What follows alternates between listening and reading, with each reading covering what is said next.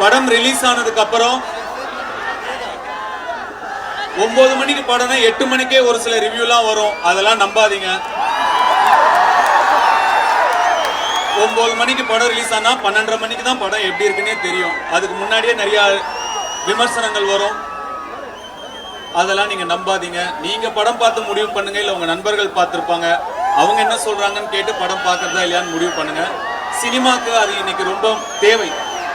Cinema ஆரோக்கியமா இருக்கணும், நிறைய படங்கள் நல்லபடியா ஓடணும், எல்லார் படமும் ஓடணும், எல்லா தயாரிப்பாளர்களும் நல்லா இருக்கணும். சினிமாவை நம்பி சினிமா மட்டும் இல்லை, இன்னும் நிறைய பேர் இருக்காங்க. நிறைய தொழில் சினிமாவை நம்பி நடக்குது. அதனால எல்லா படங்களும் ஓடுறது ரொம்ப முக்கியம். அது உங்க கையில தான் இருக்கு.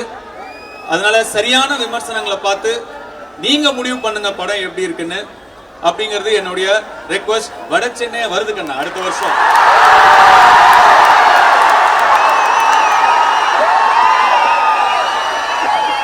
அது ரொம்ப முக்கியமான விஷயம்.